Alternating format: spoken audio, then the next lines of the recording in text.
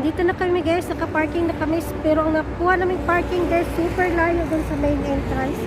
So sa likod po guys, ito yung kahabaan ng punta doon, yung dito yung hospital. Hello guys, we are the Prudente family here in Oman. Hello. This is my daughter Ray and Daddy Ray and daughter Ray. I am Mommy Ellen.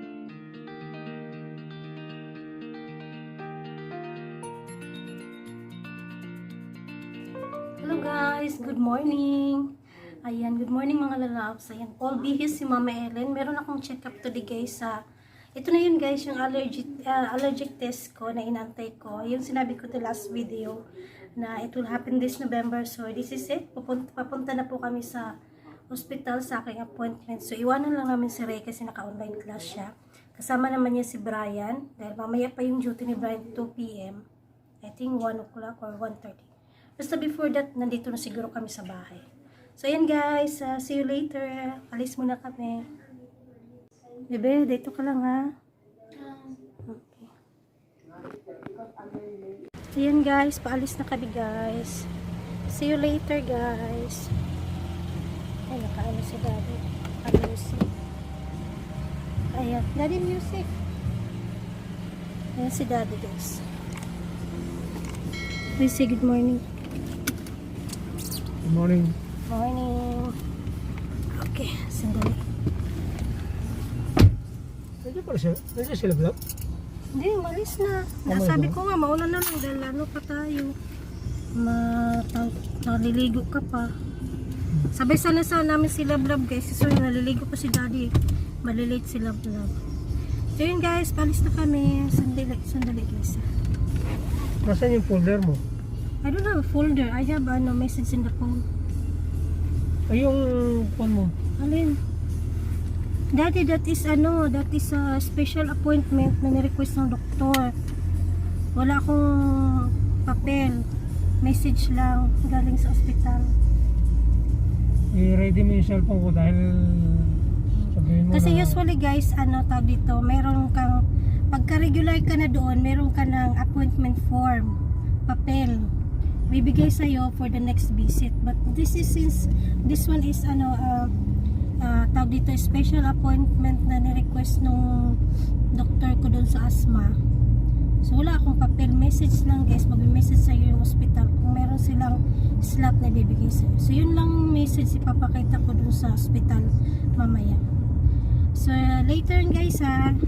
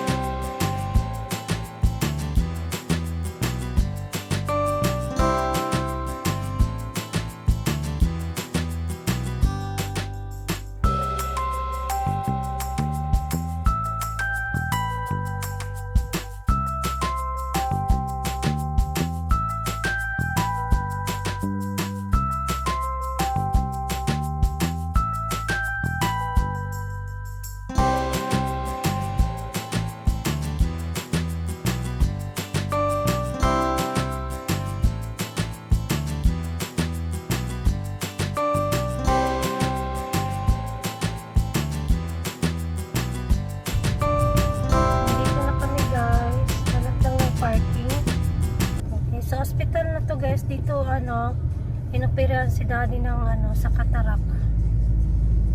Actually ito yung hospital, itong kahabaan na yan. Ayan. Kaso lang guys, itong mga lahat ng nakaparking diyan, lahat ng yan ay mga papunta ng hospital. Ikot kami guys ha. So yun ang main doon guys. So yun. Andito na kami guys, naka-parking na kami, pero ang nakuha naming parking guys, super layo dun sa main entrance. So sa likod ko guys, ito yung kahabaan ng punta doon, yung ano, yung tawag dito, yung ospital. Doon pa guys, so malayo pa yun. Lalakad pa kami guys doon, yung kahabaan na yan. What to do? Wala kasi ano eh, wala ibang parking guys. So let's go, lalakad-lakad guys. Tara. Yan pa lalakarin ngayon guys, oh. Malayo-layo pa. Doon pa sa dulo.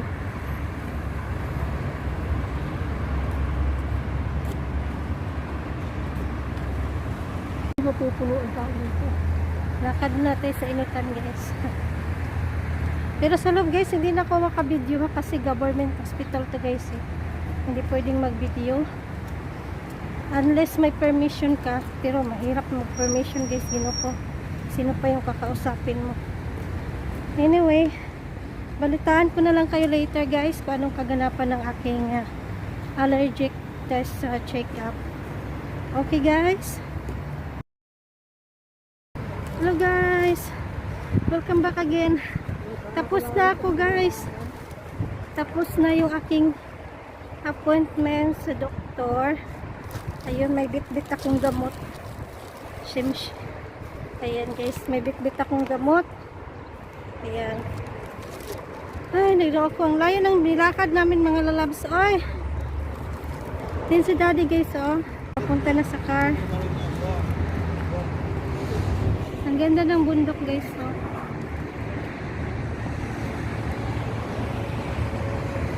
Ayun guys, so uwi na kami. Welcome back again. So, nandito na kami sa bahay guys. Kararating lang namin. Ay, napagod ako. Mainit kasi. May, ano yun, masikat yung araw, pero malamig naman yung hangin. Pero, siyempre, mainit pa rin guys. Opo ako dito. So, I have my, may check-up guys sa, sa allergic test ko. Because, both like good or bad, something like that. So, actually guys, hindi talaga ako na allergic test. Hindi ako nakuha na ng dugo. Kasi yung palang allergic test, hindi pala siya free sa aming mga expatriate dito sa Oman. Even though nag-work sa government si daddy, kahit sino na expatriate, kahit na mag-work ka man sa government, kapag ka-expatriate ka, hindi ka pa rin free doon sa allergic test, yung sa blood test. Kasi mahal pala yun guys. Mahal kasi, alam mo kung bakit? Isang food na allergic ka, na parang feeling mo na allergic ka, one test yun. Tapos, halimbawa, I have like 6 or 7 kinds of food na alam ko na allergic ako kasi pag kumain ako, parang nasasakal ako ba. So, sa 6 na yun, i-times mo per iba-ibang per test guys, ang babayaran mo. Ibig sabihin, kung ang test na to is 12 reals, so sa 6, i-times mo into 12. Ganun ang kalakaran. So, medyo less ang bayad sa sa government compared to the private. Kayun nga lang sa private, medyo mas madali. So total daw nun, ang package daw nun, sabi ng doktor sa private, it will range around like 100 reals to 250 reals. So, it's like from 10,000 to 25,000 pesos. Ang ganun ang presyo niyan guys. So, siguro sa may mga food allergic reaction, yung mga katulad ko, alam nila na mahal talaga yon. Kaya pala, tawag dito, matagal akong ni-refer ng doktor sa allergic test kasi alam pala ng doktor na hindi talaga kami free. Hindi kami free guys na expatriate.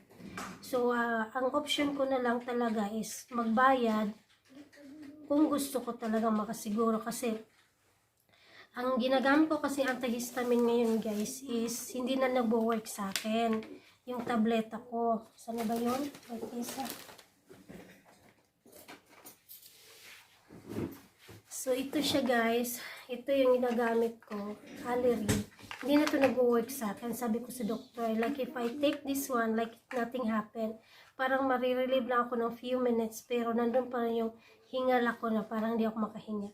Sabi ng doktor, because your case, sa case ko na itong antihistamine, it doesn't work na. Ang kailangan ko daw yung injection, yung shot. But then, meron na akong yung prescription ng shot. Ito na yung shot. Binigay ng doktor. Pero hindi ko pwedeng bilhin ito hanggat hindi ako nakapagpa-allergic test. Kasi malalaman doon kung alin doon talaga sa food na totally allergy ako. Kasi halimbawa, mango, banana, kiwi. I took the fries and the... Si Ray pala is having lunch. Say hi, baby oy. Hi. Iniwan namin yun siya, guys. Ang bababa. Pwede ka makita, oy. Tapos duman kami ng Jollibee. Binilhan ko siya ng Jollibee. Yeah. Kain ka na doon. She's playing with her friends. Sakto pagdating namin, tapos ng kanyang online class. Babayan mo itong silang pan, bebe. So, ganito siya, guys. Halimbawa, if I am allergic to mango, banana, apple, kiwi, so 4 na yon. Tapos, chicken, egg, 6 na. Then, shrimp, all the variety of seafoods, included na yung shrimp doon.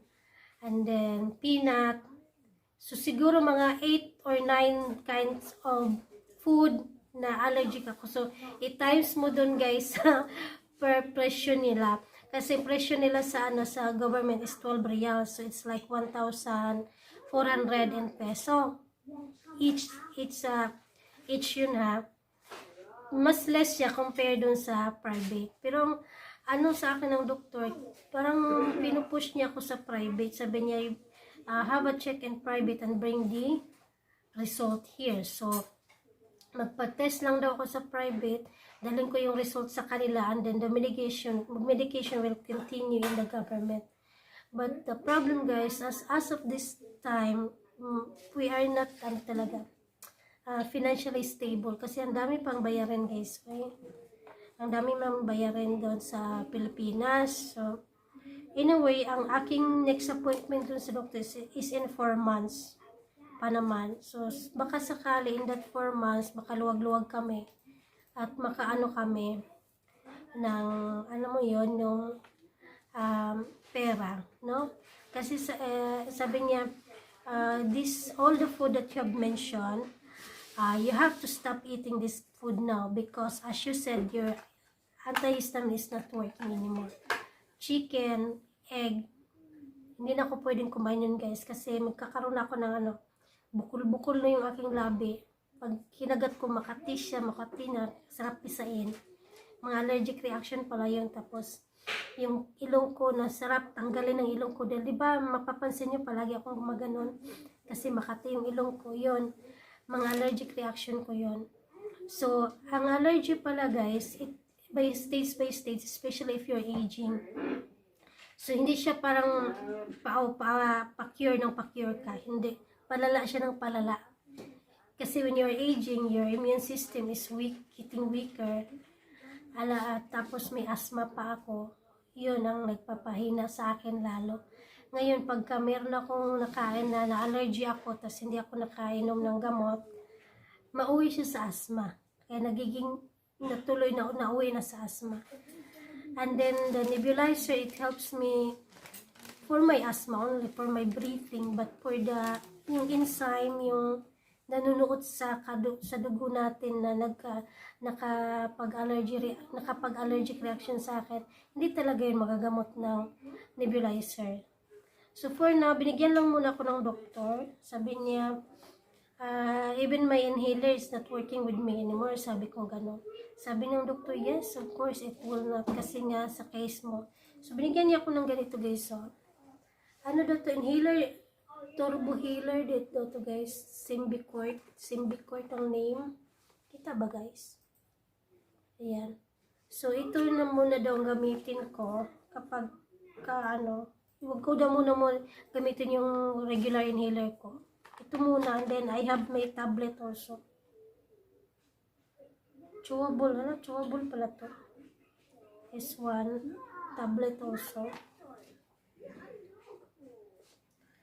Ayan. So another medication, guys.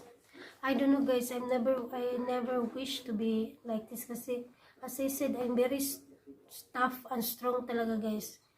Nung nag-housemaid ako, guys, dito siya na trigger yung allergy ko. After 2 years, ako sa amo ko, kung kailan naka 2 years ako guys, saka ako nagkaroon ng allergy. Ang sabi ko sa doktor ko, I think I have sabi ko sa amo ko, I think I have asthma because we are family of asthmatic. So ang akala ng amo ko, asthma din yun. So ang diagnose din ng doktor, asthma din siya. Pero hindi pala siya nagsimula sa asthma, kundi nagsimula siya sa allergic reaction. Siguro sa dust dito sa Oman, and then sa food, and then sama na yung stress. Alam mo, yung stress can also trigger illness guys, mga sickness ganyan.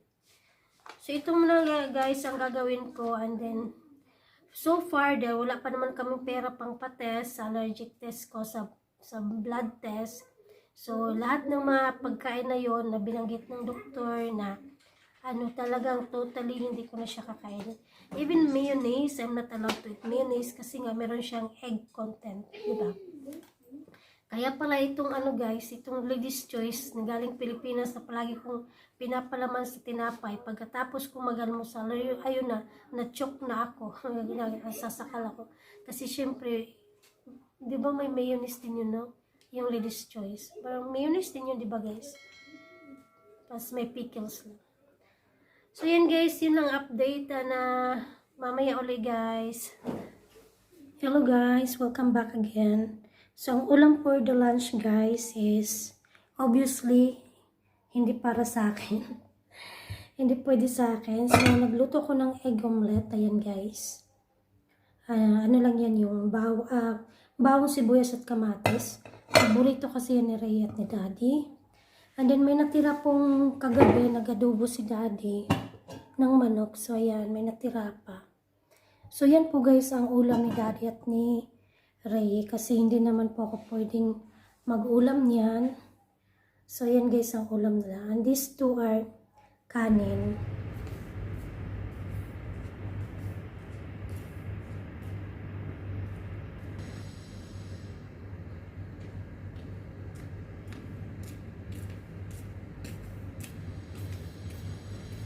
Hello guys, so nagdilig tayo ng ng tanglad ko sa labas. And then laso na itong ating lemon.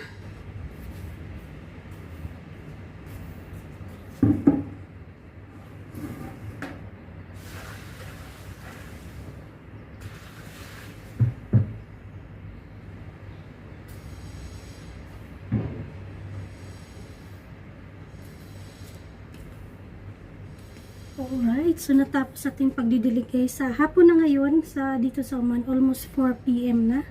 Pero sikat pa rin yung araw, pero malamig ang hangin. Ang sarap magtambay ng ganitong oras, pag ganitong panahon dito sa Oman.